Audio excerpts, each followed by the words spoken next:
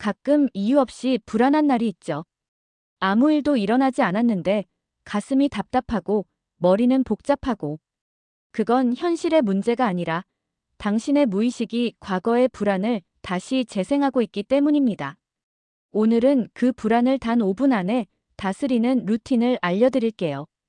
불안은 생각이 아니라 감정의 메아리입니다. 불안은 지금의 감정이 아닙니다. 예전에 느꼈던 두려움의 메아리예요. 무의식은 위험을 피하려고 그때의 감정을 다시 꺼내 재생합니다. 하지만 이제 그 감정은 당신을 지키는 게 아니라 당신을 묶고 있죠. 이 메커니즘을 이해하는 것이 불안을 다스리는 첫 번째 단계입니다. 우리 뇌는 과거의 경험을 저장하고 비슷한 상황이 오면 그때의 감정을 자동으로 불러옵니다. 예를 들어 어린 시절 발표하다가 창피를 당했다면 성인이 되어서도 사람들 앞에 서면 이유 없는 불안이 찾아옵니다. 지금은 그때와 완전히 다른 상황인데도 말이죠. 이것이 바로 감정의 메아리입니다. 과거의 감정이 현재에 울려 퍼지는 것입니다. 무의식은 안전을 원합니다. 불안의 진짜 목적은 위험 회피예요. 무의식은 당신이 불편하더라도 익숙한 상태를 안전하다고 느낍니다. 그래서 새로운 시도나 도전이 오면 무의식은 자동으로 불안을 일으킵니다. 이걸 탓하지 마세요. 그건 당신의 무의식이 당신을 보호하려는 방식이에요. 진화심리학적으로 보면 이것은 매우 합리적인 시스템입니다. 수천 년 전 우리 조상들에게 새로운 것은 곧 위험을 의미했습니다. 새로운 장소에 가면 맹수를 만날 수 있고 새로운 음식을 먹으면 독이 있을 수 있었죠. 그래서 뇌는 익숙한 것을 선호하도록 진화했습니다. 문제는 현대 사회에서는 대부분의 새로운 것들이 생명을 위협하지 않는다는 점입니다. 하지만 무의식은 아직도 원시시대의 알고리즘으로 작동하고 있습니다. 그래서 당신이 새로운 일을 시작하려 할 때 무의식은 경보를 울립니다. 불안이라는 형태로요. 이것은 당신이 겁쟁이라서가 아닙니다. 당신의 무의식이 당신을 보호하려는 것입니다. 이 사실을 이해하면 불안에 대한 태도가 완전히 바뀝니다. 불안은 당신의 결함이 아니라 무의식의 사랑입니다. 다만 시대착오적인 사랑일 뿐이죠. 첫 번째 단계, 불안을 멈추려 하지 말고 바라보세요. 불안을 없애려 하면 오히려 커집니다. 감정을 멈추려는 순간 무의식은 아직 위험하다고 판단하죠. 그럴 땐 이렇게 말해보세요. 괜찮아. 이 감정은 나를 보호하려는 신호일 뿐이야. 그 순간 무의식은 안정을 느끼고 진동이 잦아듭니다. 이것은 역설적으로 들릴 수 있습니다. 불안을 없애려고 하는데 왜 없애려 하지 말라는 걸까요? 심리학에서는 이것을 수용 패러독스라고 부릅니다. 저항하는 것은 지속되고 수용하는 것은 변화됩니다. 당신이 불안을 없애려고 안간힘을 쓰면 무의식은 이렇게 해석합니다. 주인이 이렇게 필사적으로 싸우는 걸 보니 정말 큰 위험이 있나 보다. 그래서 더 많은 불안을 생산합니다. 당신을 더 보호하기 위해서요. 반대로 당신이 불안을 인정하고 받아들이면 무의식은 이렇게 해석합니다. 주인이 침착하게 상황을 보고 있으니 그렇게 위험하지 않나 보다. 그래서 불안 생산을 줄입니다. 이것이 수용의 힘입니다. 싸우지 않고 이기는 방법입니다. 불안이 올라올 때마다 속으로 이렇게 말해보세요. 안녕, 불안아.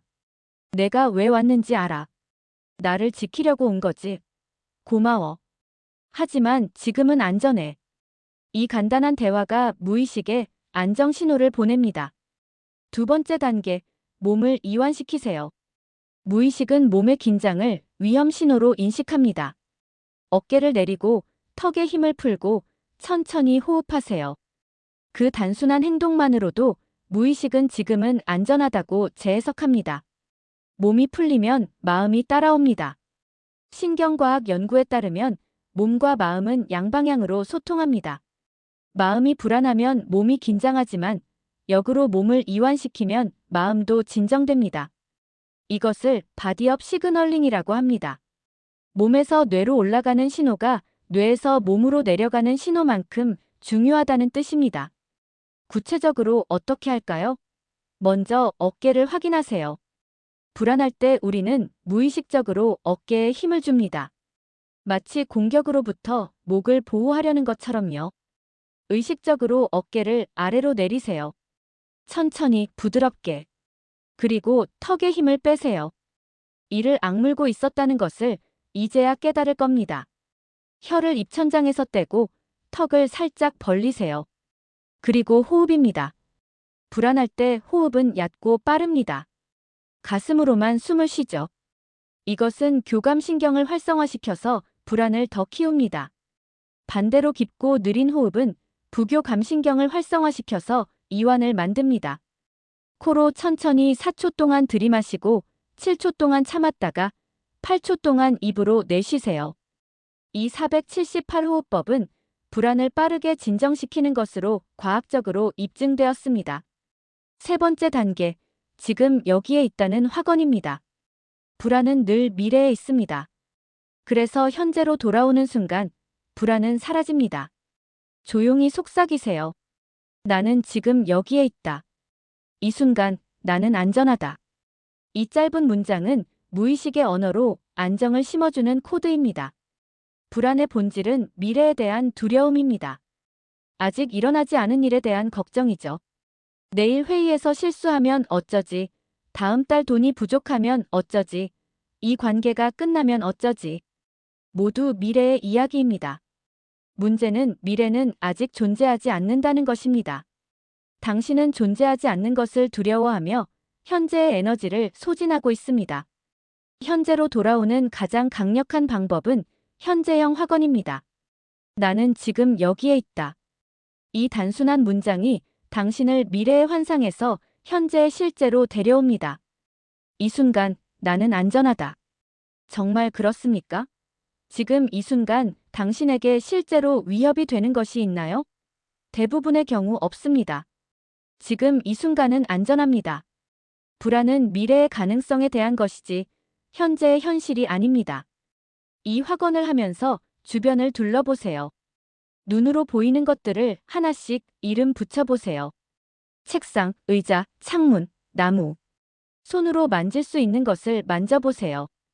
의자의 감촉, 옷의 질감. 귀로 들리는 소리에 집중해보세요. 시계 소리, 바람 소리, 먼 곳의 차 소리.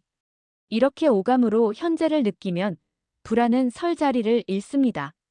불안은 추상적인 미래에만 존재할 수 있고 구체적인 현재에는 존재할 수 없기 때문입니다.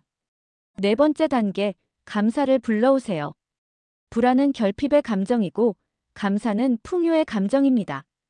이 둘은 동시에 존재할 수 없어요. 감사를 느끼는 순간 불안의 진동은 사라집니다. 지금 떠올릴 수 있는 단 한 가지라도 좋아요. 그 감정이 당신의 주파수를 바꿉니다. 이것은 단순한 긍정적 사고가 아닙니다. 신경과학적으로 입증된 사실입니다. 불안과 감사는 뇌의 서로 다른 영역을 활성화시킵니다. 불안은 편도체를 활성화시키고 감사는 전두엽 피지를 활성화시킵니다. 이 두 영역은 동시에 활성화될 수 없습니다. 마치 시소처럼 하나가 올라가면 다른 하나는 내려갑니다. 감사를 느끼면 편도체의 활동이 줄어들고 그 결과 불안도 줄어듭니다. 감사할 것을 찾는 것은 어렵지 않습니다. 지금 숨을 쉴 수 있다는 것, 따뜻한 물을 마실 수 있다는 것, 이 글을 읽을 수 있는 눈이 있다는 것, 비가 올 때 피할 곳이 있다는 것. 이런 작은 것들로 충분합니다. 중요한 것은 감사의 목록이 아니라 감사의 감정입니다. 머리로 생각하지 말고 가슴으로 느끼세요. 진짜로 감사함을 느낄 때 가슴이 따뜻해지는 것을 느낄 겁니다. 그 온기가 불안의 냉기를 녹입니다. 다섯 번째 단계, 불안을 다시 코딩하세요. 무의식은 경험을 삭제할 수 없습니다. 하지만 새로운 의미로 덮어쓸 수는 있어요. 불안이 올 때마다 이렇게 말하세요. 이건 내 성장의 신호야. 무의식은 이 말을 반복해서 들으면 불안을 두려움이 아니라 전조 신호로 재해석하게 됩니다. 이것을 인지적 재구조화라고 합니다. 같은 경험에 다른 의미를 부여하는 것입니다. 불안을 나는 약하다는 증거로 해석하면 불안은 당신을 무너뜨립니다. 하지만 불안을 나는 성장하고 있다는 신호로 해석하면 불안은 당신을 밀어줍니다. 사실 이것이 진실에 더 가깝습니다. 당신이 안전지대를 벗어날 때만 불안이 옵니다. 안전지대 안에 있으면 불안하지 않죠. 그러니 불안은 당신이 성장하고 있다는 확실한 증거입니다. 성공한 사람들의 공통점이 있습니다. 그들도 불안을 느낍니다. 차이는 불안을 해석하는 방식입니다. 실패하는 사람은 불안을 멈춰라는 신호로 봅니다. 성공하는 사람은 불안을 계속 가라는 신호로 봅니다. 같은 감정, 다른 해석, 완전히 다른 결과. 이제부터 불안이 올 때마다 미소 지으세요. 그리고 속으로 말하세요. 좋아, 뭔가 중요한 일이 일어나고 있구나. 내가 성장하고 있다는 뜻이야. 이 재해석이 반복되면 무의식은 불안을 위험 신호가 아니라 성장 신호로 저장합니다. 불안은 당신의 적이 아니라 방향을 알려주는 나침반입니다. 불안은 당신을 막으려는 게 아닙니다. 그건 단지 이 방향에 의미가 있다는 신호예요. 이제 불안을 두려워하지 말고 그 신호를 따라가세요. 무의식이 바뀌면 감정이 바뀌고 감정이 바뀌면 현실이 달라집니다. 오늘 밤 그 불안을 다스리세요. 그 순간 당신은 이미 성장의 문 앞에 서 있습니다. 불안과의 관계를 바꾸는 것은 인생을 바꾸는 것입니다. 불안을 적으로 보면 평생 도망가야 합니다. 불안을 동반자로 보면 함께 걸어갈 수 있습니다. 위대한 일을 한 사람들은 불안이 없어서가 아니라 불안과 함께 걸었기 때문에 위대해졌습니다. 당신도 할 수 있습니다. 오늘부터 이 5분 루틴을 시작하세요. 불안이 올 때 도망가지 마세요. 바라보고 이완하고 현재로 돌아오고 감사하고 재해석하세요. 이 5단계가 당신의 무의식을 바꾸고 당신의 인생을 바꿀 것입니다.